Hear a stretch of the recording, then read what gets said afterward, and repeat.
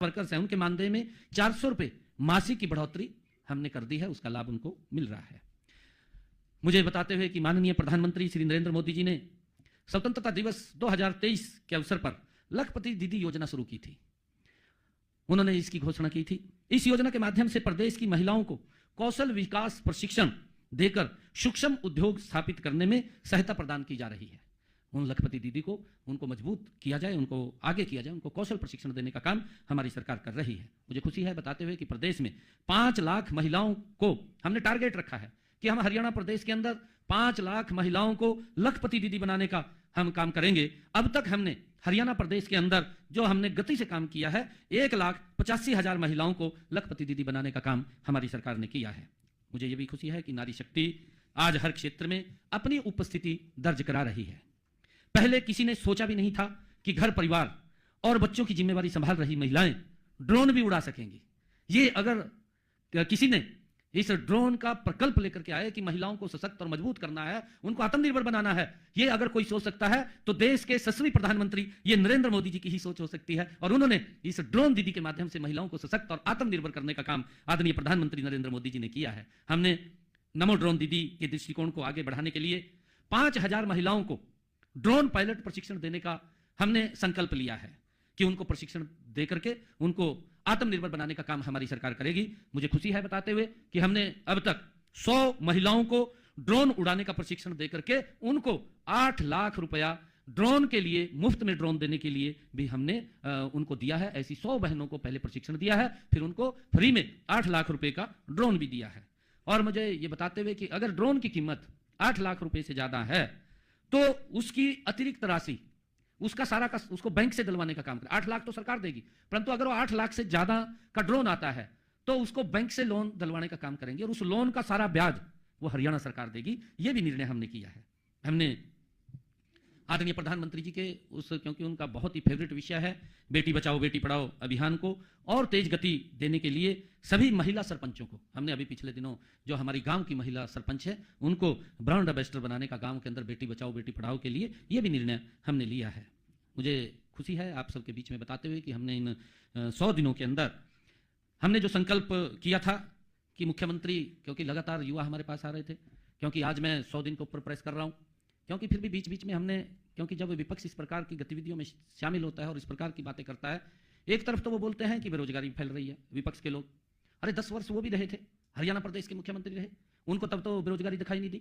परंतु राजनीतिक दृष्टि से, क्योंकि उन्होंने राजनीति करनी है, उन्होंने जिंदा रहना है, परंतु वो इस प्रकार की घटिया राजनीति ना करें। क्योंकि मैंने इलेक्शन के अंदर भी ये बात कही थी कि आप युवाओं के साथ खिलवाड़ कर रहे हैं, युवाओं की भावनाओं के साथ विपक्ष खेलने का काम कर रहा है, दुर्भाग्यपूर्ण है, ये नहीं करना चाहिए। उन्होंने युवाओं के रिजल्ट तैयार थे जब हमने कहा था कि हम युवाओं को बिना पर्ची बिना खर्ची के नौकरी दे रहे हैं। वो जाकर के चीफ इलेक्शन कमीशन पे गए, वो कोर्ट में गए और जाकर के कहा कि रिजल्ट ना निकाला जाए। ये युवाओं के भावनाओं के ऊपर कुठाराघात ये कांग्रेस और विपक्षी दलों ने किया था। मेरे पास युवा आए, कहने लगे कि आप रिजल्ट निकाल दो।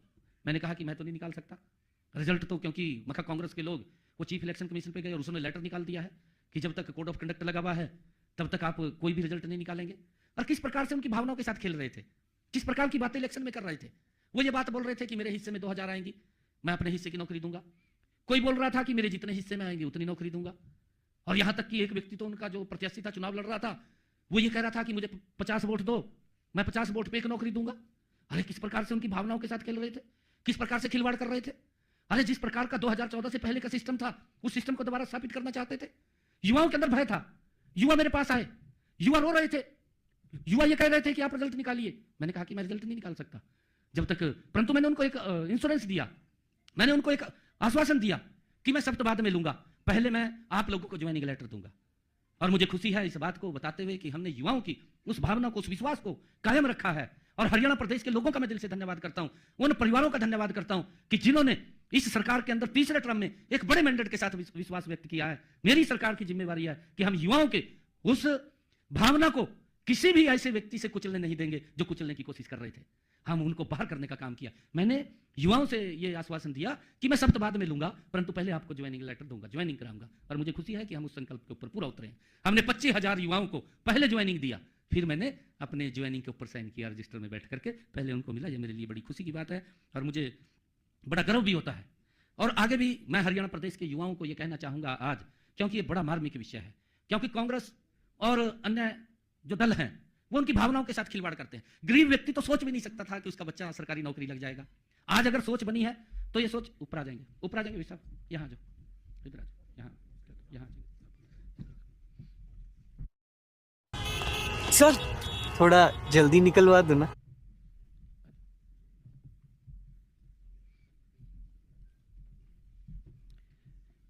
गरीब परिवार का बच्चा यह भी नहीं सोच सकता था, कांग्रेस के समय में वो वोट तो देता था, वोट तक गरीब परिवार सीमित था, परंतु वो अपने बच्चे को नौकरी लगवा सके, संभव नहीं था। यह संभव अगर हुआ है तो यह डबल इंजन की सरकार में हुआ है, नरेंद्र मोदी और भारतीय जनता पार्टी की सरकार में यह संभव हुआ है। और उसका परिणाम निकला है, उसका परिणाम यही निकला है कि हमने बड़ा विश्वास लोगों में गया है कि 25,000 नौकरियां बिना पर्ची बिना खर्ची के इतिहास में पहली बार हरियाणा प्रदेश के अंदर हमने दी है। और युवाओं के माँ बाप में, प्रदेश के आमजन में इस बात की गया है, विश्वास गया है कि ये सरकार ये काम करने वाली सरकार है। और हमने पिछले 10 वर्षों के अंदर अगर हम बात करें, पिछले 10 वर्षों में 1,75,000 युवाओं को बिना पर्ची बिना खर्ची के हरियाणा सरकार की नौकरी देने का काम ये हमारी सरकार ने किया है। और मैं ये कहना चाहूँगा कि हमने अपने संकल्प पत्र में कहा है कि आने वाले समय के अंदर हमारी सरकार 2 लाख और नौकरियां देने का काम करेगी, बिना पर्ची बिना खर्ची के करेगी, समय समय के ऊपर, क्योंकि 5 साल के लिए मैंडेट है और लगातार हम हर साल इसके अंदर बढ़ाने का काम करेंगे। मुझे बताते हुए कि धन के अभाव में मेधावी छात्र उच्च कोटि के शिक्षण संस्थानों में शिक्षा प्राप्त करने से वंचित हो जाता था। गरीब व्यक्ति था, पैसे के अभाव के कारण नहीं पढ़ पाता था, क्योंकि वो कहीं दाखिला नहीं ले पाता था। हमने उनका ख्याल रखा है और हमने मेधावी छात्रों को वित्तीय सहायता प्रदान करने के लिए पीएम विद्या लक्ष्मी योजना उसका शुभारंभ किया है। पीएम विद्या लक्ष्मी योजना 6 नवंबर को शुरू की गई। इसके तहत उच्च कोटि के उच्च शिक्षण संस्थानों में प्रवेश लेने वाले छात्रों को ट्यूशन फीस पूरी राशि और पाठ्यक्रम से संबंधित अन्य खर्चों के लिए बैंकों व वित्तीय संस्थानों से गारंटी मुक्त ऋण दिलवाया जाएगा। ये निर्णय हमने किया है और मुझे खुशी है बताते हुए कि मैं आपको बताना चाहता हूं कि हमने ये भी अपने संकल्प पत्र में कहा है, हमने ये भी कहा है कि जो हमारे एससी और ओबीसी समाज के बच्चे हैं, देश के किसी भी सरकारी संस्थान में, चाहे वो कॉलेज है, चाहे यूनिवर्सिटी है, चाहे वो पॉलिटेक्निकल है, चाहे वो मेडिकल में है, चाहे वो आईआईटी में है, कहीं पर भी वो सरकारी उसके अंदर पढ़ने के लिए जाता है तो उसकी सारी फीस स्कॉलरशिप के माध्यम से हमारी सरकार देने का काम करेगी। ये भी निर्णय हमने किया है। ग्रामीण क्षेत्रों के युवाओं को जिम के सुविधा मिले, हष्ट पुष्ट हों, स्वस्थ हों, उसको लेकर के हमने पिछले दिनों, हमने अपने संकल्प पत्र में भी कहा था, हमने पिछले दिनों 19 जिलों में 50 करोड़ रुपए की लागत से 250 इंडोर जिम खोले हैं। अभी पिछले दिनों ऑनलाइन हमने उसका काम किया है, जो हमने जो कहा था।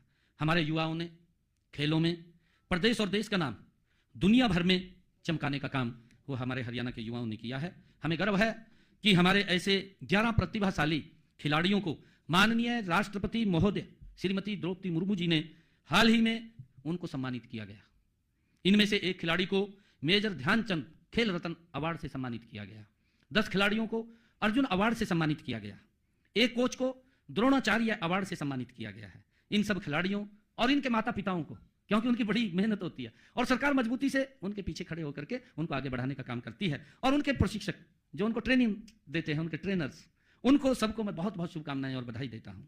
पेरिस पैरालंपिक में स्वर्ण पदक और टोक्यो पैरालंपिक में कांस्य पदक जीतने वाले हरियाणा के तीरंदाज हरविंदर सिंह का नाम इस साल पद्मश्री से सम्मानित होने वालों में आया है। झज्जर निवासी साहित्यकार डॉक्टर संतराम देसवाल को भी पद्मश्री से सम्मानित किए जाने का घोषणा हुई है। मैं उन्हें भी हार्दिक बधाई और शुभकामनाएं देता हूं।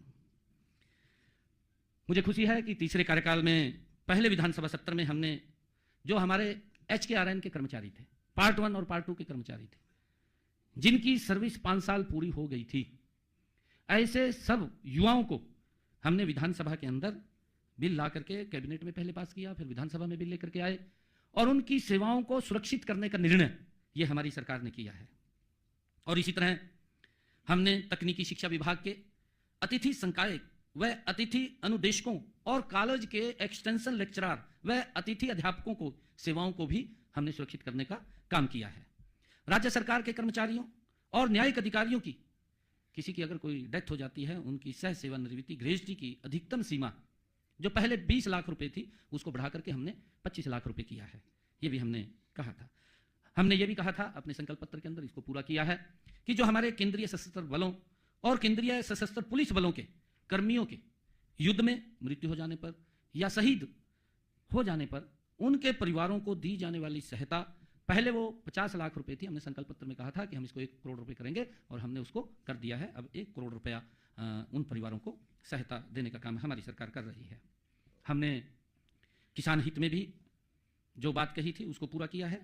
अन्नदाता का हित हमारी नीतियों के केंद्र में रहा है। हम किसान की खुशहाली और खेती को अधिक लाभकारी बनाने के लिए नई नीतियां लागू कर रहे हैं। तीसरे कार्यकाल के पहले विधानसभा के सत्र में ही किसानों को मजबूत करने के लिए 3 महत्वपूर्ण कदम हमने उठाए हैं, क्योंकि लंबे समय से जो पट्टेदार किसान था उन किसानों को मालिकाना हक नहीं था, क्योंकि लंबे समय से वो उसकी पैदावार तो वहाँ कर रहे थे परंतु उनको मालिकाना हक नहीं था। जैसे पाकिस्तान से कुछ लोग इधर आए और उनको आकर के जमीन लौट हुआ, उनके नाम नहीं थी। ऐसे भू मालिकों के बीच विश्वास बहाली का काम हमारी सरकार ने किया है।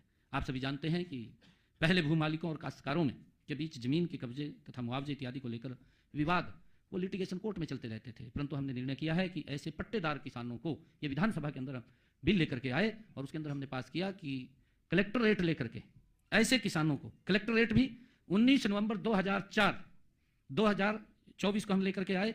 कलेक्टर रेट के ऊपर हम उनको जमीन का मालिकाना हक देने का निर्णय वो हमने किया है और इसका एक बड़ा लाभ वो हमारे किसानों को मिला है। हमने जो हमारे गांव के अंदर लोग जो श्यामलात भूमि के ऊपर काबिज थे, ऐसे लोगों को भी हमने मालिकाना हक देने का काम ये निर्णय किया है।